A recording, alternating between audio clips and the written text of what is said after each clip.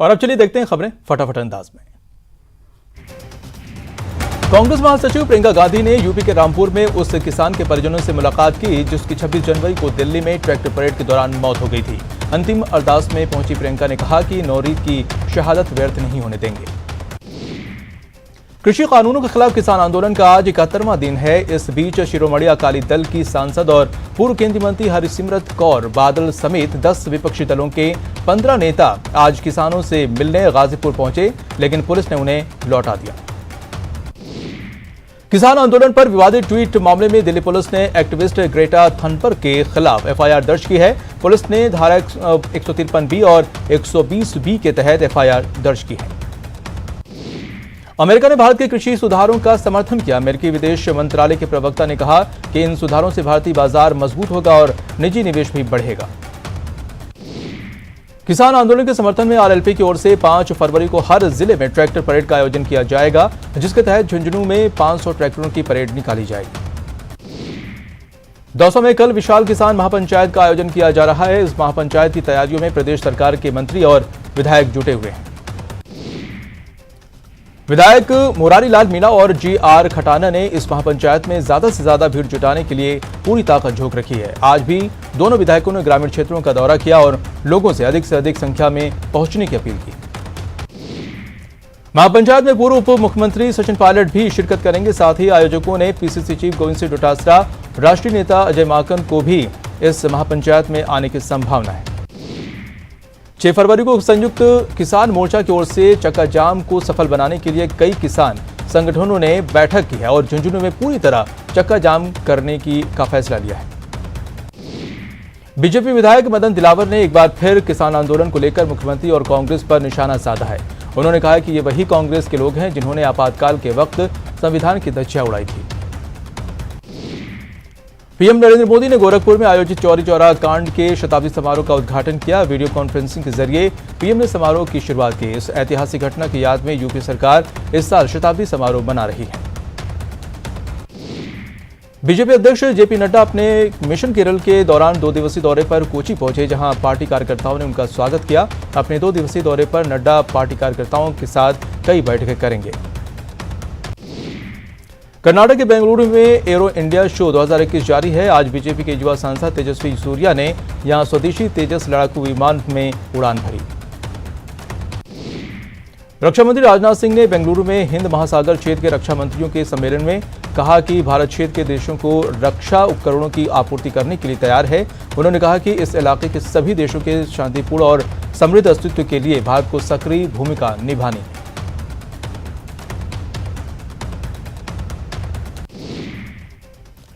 दिल्ली में India gate के पास central Vista Avenue भूमि पूजन समारोह का आयोजन किया गया। इस दौरान केंद्रीय मंत्री हरदीप सिंह पुरी समेत कई अधिकारी मौजूद रहे। पिछले साल 10 दिसंबर को पीएम नरेंद्र मोदी ने संसद की नई बिल्डिंग का शिलान्यास किया था। जम्मू कश्मीर के सुंदरबनी सेक्टर में पाकिस्तान ने सीजफायर का उल्लंघन किया है, जिसमें एक भारतीय जवान शहीद हो गया। शहीद जवान जोधपुर के खेजड़ला का रहने वाला था। 23 साल के लक्ष्मण के शहीद होने की खबर मिलते ही जोधपुर के खजेड़ला ही में शोक की लहर दौड़ गई और उनके परिवार में माता पिता, एक छोटा भाई और बहन है। उनके पिता किसान हैं। लक्ष्मण की 2 महीने बाद शादी होनी थी और परिवार शादी की तैयारियों में जुटा था। शादी के लिए लक्ष्मण अगले महीने छुट्टी पर घर आने वाले थे और वो 5 साल पहले सेना में भर्ती हुए थे। शहीद लक्ष्मण की पार्थिव देह कल सुबह उनके पैतृक गांव पहुंचेगी। इसके बाद पूरे राजकीय सम्मान के साथ उनका अंतिम संस्कार किया जाएगा। मदुरा के लाल की शहादत को सीएम अशोक गहलोत ने सलाम किया है। उन्होंने ट्वीट कर पीड़ित परिजनों के प्रति संवेदना जताई।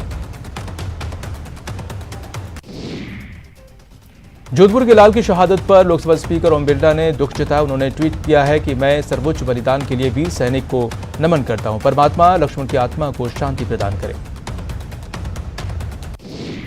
मदुरा में वैक्सीनेशन का दूसरा चरण आज से शुरू हो गया है। दूसरे चरण में सीमा सुरक्षा बल, केंद्रीय औद्योगिक सुरक्षा बल समेत सभी सैन्य बलों को टीका लगाया जा रहा है।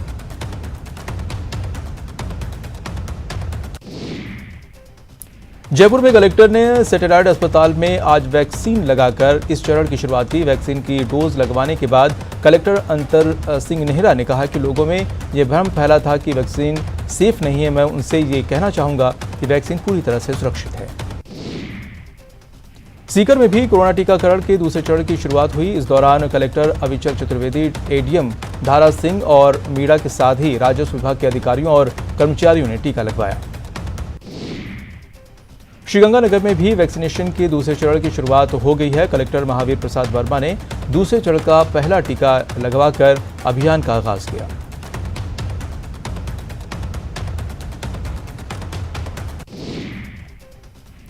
अजमेर में डीएम प्रकाश राजपुरोहित और अतिरिक्त डीएम कैलाश चंद शर्मा ने जेएलएन मेडिकल कॉलेज में दूसरे चरण के वैक्सीनेशन अभियान का शुभारंभ किया। इस दौरान डीएम ने पहला टीका लगवाया।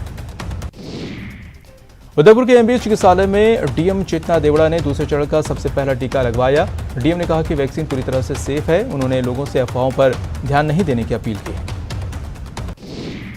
दौसा में डीएम पीयूष समारिया ने कोविड टीकाकरण अभियान के दूसरे फेज का शुभारंभ किया। सबसे पहला डीएम ने टीका लगवाया। इस दौरान अतिरिक्त डीएम लोकेश मीणा समेत जिला प्रशासन के कई वरीय अधिकारियों ने भी टीका लगवाया। डूंगरपुर में कोरोना वैक्सीनेशन के दूसरे चरण की शुरुआत हुई। सबसे पहले जिला कलेक्टर सुरेश कुमार ओला ने कोरोना की वैक्सीन लगवाई। उसके बाद एडीएम कृष्णपाल सिंह और एसडीएम राजेश मीणा ने वैक्सीन लगवाई। बूंदी में जिला कलेक्टर आशीष गुप्ता ने खुद कोविड-19 का टीका लगवाकर राजस्व सेवा के लिए आयोजित टीकाकरण अभियान की शुरुआत की। इस दौरान उन्होंने टीकाकरण के लिए निर्धारित प्रोटोकॉल का भी पालन किया। प्रदेश में कोरोना का वैक्सीनेशन का दूसरा चरण आज से शुरू हो गया है। तीसरे तीर्थ नगरी पुष्कर में भी राजस्व महकमे के अधिकारी कर्मचारियों की वैक्सीन ने लगवाई। टीका लगवाने के बाद एसडीएम दिलीप सिंह राठौर ने कहा कि वैक्सीन पूरी तरह से सुरक्षित है। जैसलमेर में भी कोविड-19 वैक्सीनेशन के दूसरे चरण का आज से आगाज हो गया है। यहां जैसलमेर में कलेक्टर आशीष मोदी ने पहला टीका लगवाया। कलेक्टर ने सभी अधिकारियों और कर्मचारियों को बिना डरे टीका लगाने के लिए प्रेरित किया। 12 में कोरोना टीकाकरण के दूसरे चरण की शुरुआत हो गई है। दूसरे दौर में रेवेन्यू अधिकारियों को टीका लगाया जा रहा है। कलेक्टर राजेंद्र तिवारी ने बताया कि दूसरे फेज में पुलिसकर्मियों को भी कोरोना का टीका लगाया जाएगा। भरतपुर के कोरोना वॉरियर्स अब स्कूल, कॉलेज और कोचिंग सेंटरों पर पहुंचकर लोगों को कोरोना वैक्सीन लगाने के लिए जागरूक कर रहे हैं। लोगों को बताया गया है कि वैक्सीन लगवाने से कोई साइड इफेक्ट नहीं होता है। विश्व कैंसर दिवस पर आज जयपुर के स्वास्थ्य भवन में कार्यक्रम का आयोजन किया गया है। वहीं पर सीएम ने ट्वीट किया है और उन्होंने ट्वीट में कहा है कि मजबूत इच्छा शक्ति के साथ कैंसर के खिलाफ लड़ाई जीती जा सकती है।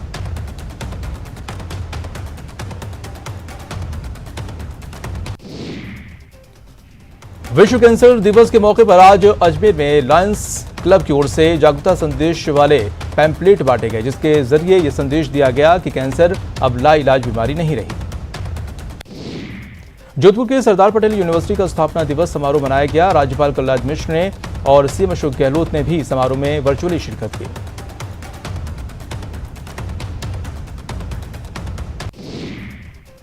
इस मौके पर सीएम ने कहा कि गांधीनगर के फॉरेंसिक साइंस यूनिवर्सिटी और जोधपुर के सरदार पटेल पुलिस यूनिवर्सिटी के ज्वाइंट वेंचर से साइबर क्राइम के एक्सपर्ट तैयार हो सकें, इसके लिए हमने केंद्रीय गृह मंत्रालय को पत्र लिखा है। वहीं राज्यपाल मिश्र ने भी कहा है कि वर्तमान समय में साइबर क्राइम से लोगों को बचाने की बड़ी चुनौती है और पुलिस विश्वविद्यालय इस दिशा में अच्छा काम कर सकता है।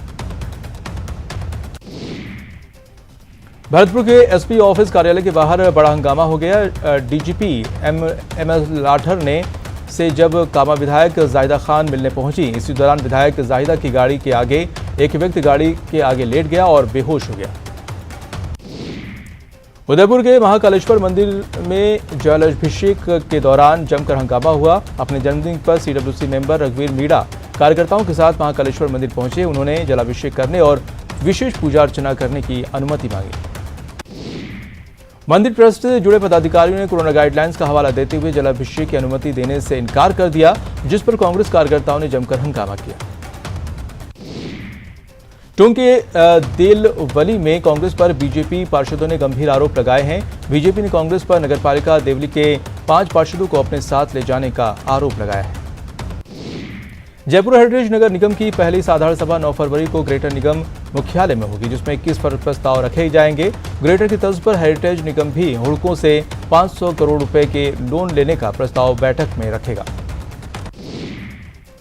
घूसखोरी के मामले में आईपीएस मनीष अग्रवाल से एसीबी की टीम आज फिर पूछताछ कर रही है। कंपनियों से मंथली वसूली, थाना प्रभारियों को जारी किए गए नोटिस और कई विवादास्पद मामलों में पूछताछ हो रही है। सिरोही के पारड़ी एम थाना के अरठावाड़ा में युवक की सिर कटी लाश मिली है। युवक की लाश मिलने से पूरे क्षेत्र में सनसनी फैल गई। अभी तक मृतक की शिनाख्त नहीं हो पाई है। अजमेर के अलवर गेट इलाके में रेलवे क्वार्टर में युवक ने फांसी लगाकर अपनी जान दे दी। पुलिस के मुताबिक खुदकुशी करने वाले युवक का नाम बंटी सिंह था और वो रेलवे ट्रैकमैन का काम करता था। दौसा में कैदी की खुदकुशी का मामला तूल पकड़ लिया है। आज दूसरे दिन भी पोस्टमार्टम को लेकर विवाद जारी रहा। कल रेप और हत्या के आरोपी मदन लाल सैनी ने जेल में बाथरूम में फांसी लगा ली थी। परिजनों ने हत्या की आशंका जाहिर की है और शव का पोस्टमार्टम कराने से इनकार कर दिया है। परिजनों ने मामले की न्यायिक जांच की मांग की है। डूंगरपुर में एक युवक ने फांसी लगाकर आत्महत्या करी। बताया जाता है कि युवक कुछ ही दिनों पहले अहमदाबाद से अपने घर लौटा था। अलवर में एक नवविवाहिता ने फांसी लगाकर आत्महत्या कर ली। वहीं पीहर पक्ष ने ससुराल वालों पर हत्या का आरोप लगाया है। अजमेर के जवाजा थाना इलाके में ट्रेलर और कंटेनर की जोरदार भिड़ंत हो गई। टक्कर के बाद दोनों वाहनों में आग लग गई, जिसमें चालक और खलासी जिंदा जल गए। बताया जाता है कि टक्कर के बाद डीजल टैंकर फटने से आग लग गई और आग की खबर के बाद मौके पर पहुंचे फायर ब्रिगेड ने 2 घंटे की कड़ी मशक्कत के बाद आग पर काबू पाया।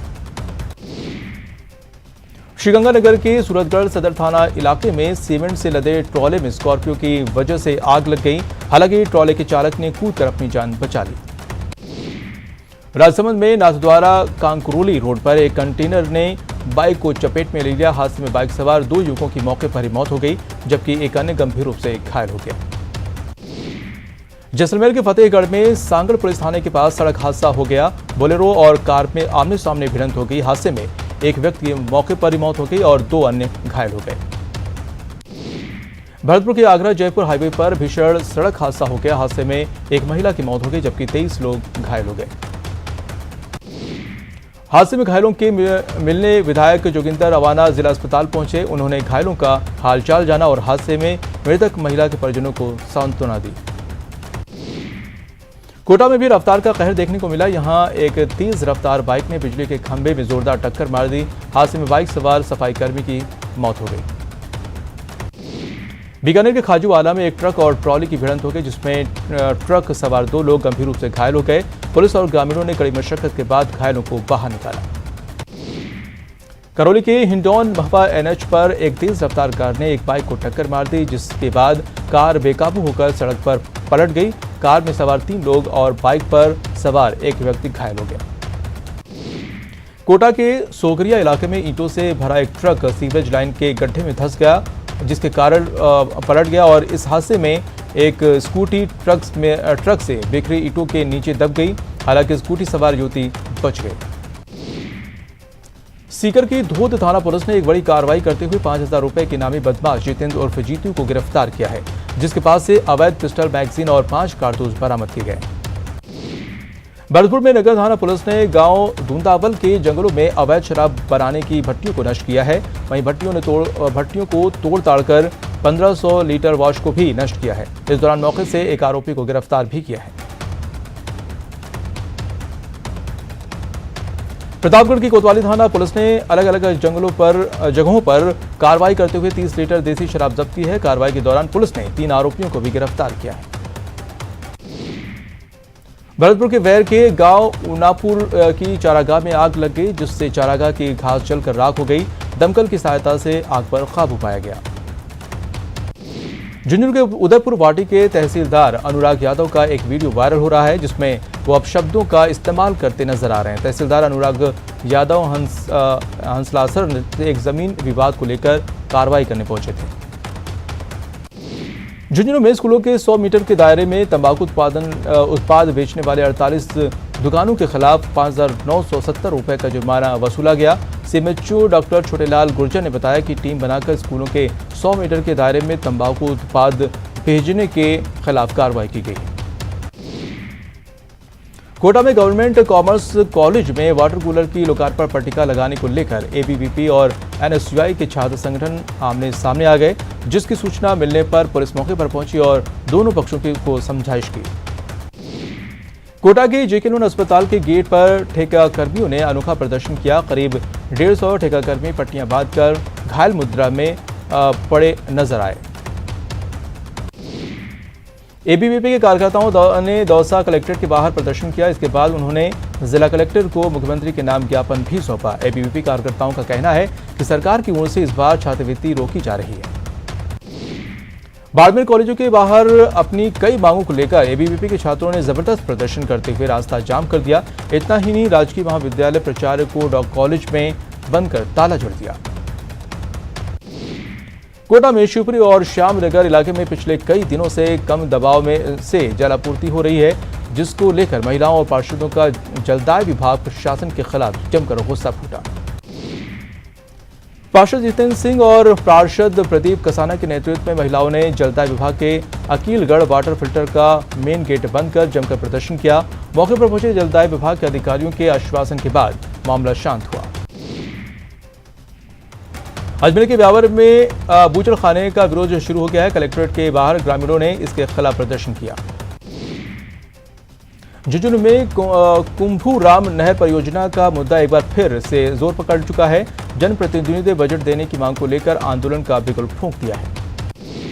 झुंझुनू जिले में अखिल भारतीय जर्नलिस्ट और मास मीडिया फेडरेशन की ओर से सर्टिफिकेट हाउस में नवपदास्थापित पीआरओ का स्वागत और सम्मान किया गया। जैसलमेर विधायक रूपा राम धनदेव और जिला प्रमुख प्रताप सिंह ने ग्रामीण क्षेत्रों का दौरा किया। भरतपुर में सड़क सुरक्षा माह के दौरान सुरक्षित यातायात नियमों का पालन करने की शपथ दिलाई गई। करौली के टोडा भीम के मंडेरू गांव में लोगों ने स्वास्थ्य केंद्र के बाहर जमकर हंगामा किया। बाड़मेर में अतिक्रमण निरोधक दस्ते ने कार्रवाई करते हुए वन विभाग की जमीन पर सालों से काबिज लोगों को हटाया।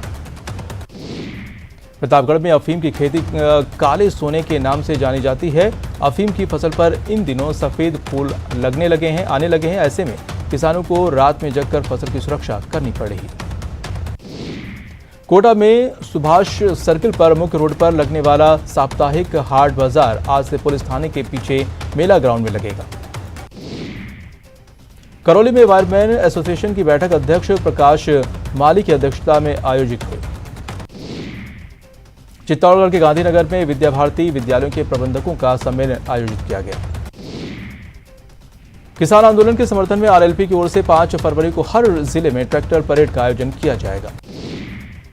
गुर्जर समाज के नेता और पूर्व पार्षद सुरेश गुर्जर ने कोटा संभाग के आयुक्त केसी मीणा को ज्ञापन दिया। ब्रिज क्षेत्र भरतपुर में अन्नकूट महोत्सव की धूमधाम से उसे मनाया गया।